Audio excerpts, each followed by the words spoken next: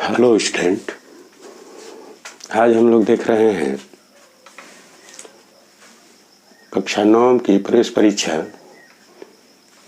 का विज्ञान का दूसरा प्रारूप। तो इसमें कभी कभी प्रश्नों का चयन इस प्रकार हो जाता है कि 20 नंबर का विज्ञान पूछ दिया जाता है और 20 अंक का गणित, 20 अंकों का ही अंग्रेजी और 20 अंकों का ही हिंदी और 20 अंकों का ही सामान्य ज्ञान, या कभी कभी गणित और विज्ञानों की संख्या बढ़कर 25 अंकों का हो जाता है। प्रश्नों की संख्या में परिवर्तन होता है। कुछ बहुविकल्पी प्रश्न होते हैं और कुछ लिखने के लिए होता है और अंकों का विभाजन उन प्रश्नों के सम्मुख दिए होते हैं। तो आज हम लोग देखेंगे विज्ञान का जो प्रश्न होगा कैसे पूछा जा सकता है, इस पर चर्चा करेंगे। तो पहला प्रश्न है, सोडियम धातु को में रखते हैं, यानी कि यहाँ फिल ऑफ द ब्लैंक है, खाली स्थान है। तो यहाँ हम सोडियम धातु को मिट्टी के तेल में रखते हैं।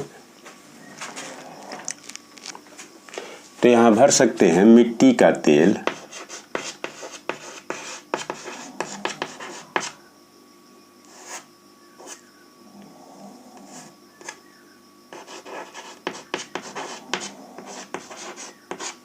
हम मिट्टी का तेल में इसलिए रखा जाता है कि वायु के संपर्क में आकर इसका क्रिया हो जाता है, इससे इसको मिट्टी के तेल में रखा जाता है।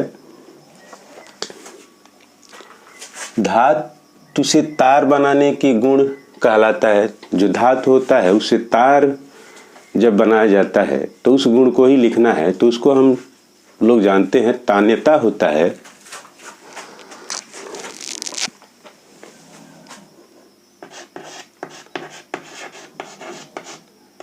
तान्यता का मतलब धातु को खींचकर तार बनाने का गुण जो होगा वो तान्यता कहलाता है। सबसे कठोर पदार्थ है, तो हीरा जो होता है वो सबसे कठोरतम पदार्थ होता है। तो यहाँ हम लिख सकते हैं हीरा। द्रव बर्तन के पेदी पर डालता है। तो जो द्रव होता है, ये देखा जाए कंटेनर है, तो कंटेनर जो द्रव होगा वो पेदी पर अधिक दाब डालेगा।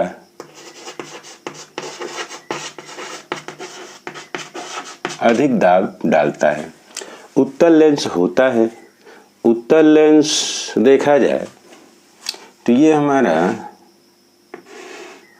उत्तल लेंस है। तो यहाँ हम लिख सकते हैं कि किनारों पर पतला होता है और बीच में चौड़ा होता है। तो यहाँ लिख सकते हैं बीच में चौड़ा तथा किनारों पर पतला होता है।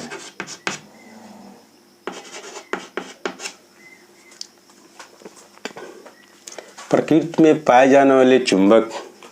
अब चुंबक जो लोहे को अपनी ओर आकर्षित कर लेते हैं, छोटी छोटी गुणों को, लोहे को, उसे चुंबक कहते हैं। चुंबक में 2 ध्रुव होते हैं, धनात्मक और ऋणात्मक, या ये ऐसे कह सकते हैं उत्तरी ध्रुव और दक्षिणी ध्रुव।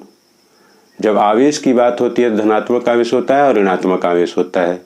और चुंबक के जो ध्रुव की बात होगी तो उत्तरी ध्रुव और दक्षिणी ध्रुव।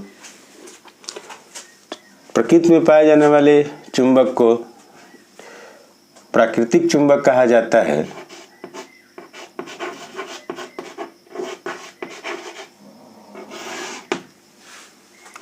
दूध के पक्षीकरण से नष्ट होता है। तो दूध के पक्षीकरण से नष्ट होता है, जीवाणु जो होगा, जीवाणु उसके नष्ट हो जाते हैं। विद्युत धारा का मात्रक, विद्युत धारा का मात्रक एम्पियर होता है।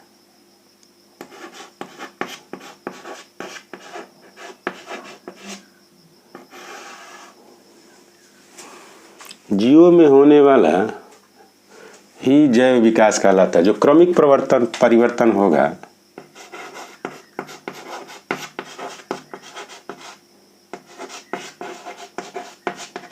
क्रमिक परिवर्तन को ही जैव विकास कहते हैं। पौधों का नर युग्मक, पौधों का जो नर युग्म होता है उसे पुंकेसर कहा जाता है।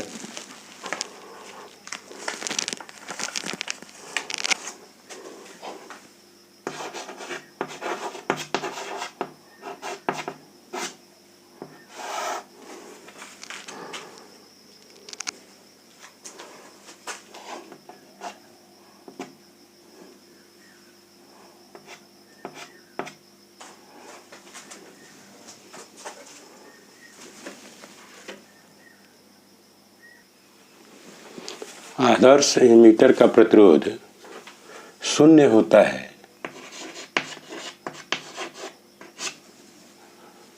अब CuS plus O2 gives CuO plus SO2।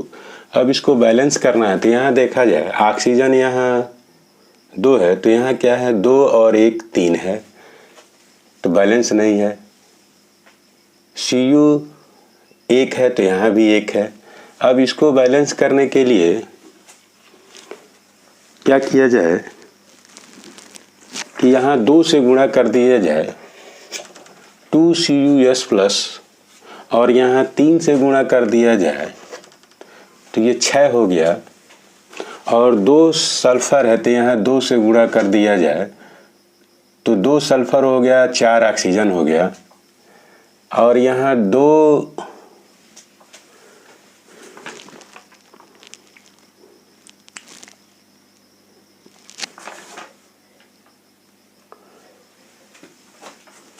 दूना 4 हो गया, और 2 ऑक्सीजन और चाहिए क्योंकि 6 है तो यहाँ 2 से गुणा कर दिया जाए। PbCO3 गिव्स, ये कम टूटेगा तो क्या बनेगा, PbO प्लस CO2।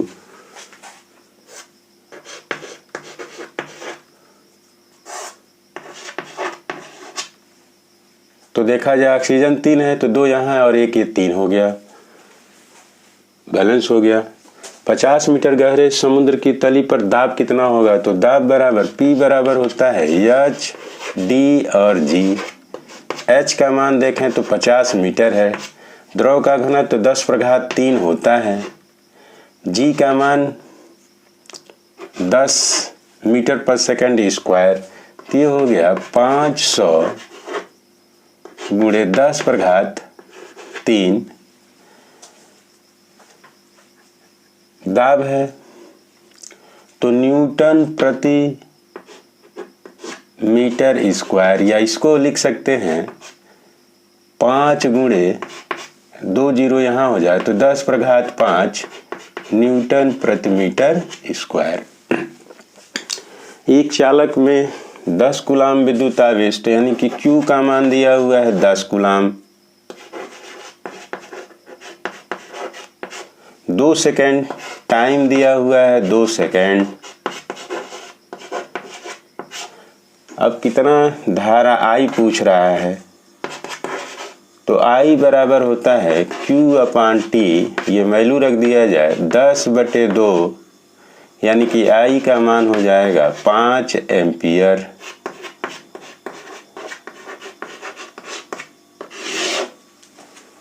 इस प्रकार सवालों को सावधानी से हल किया जाता है।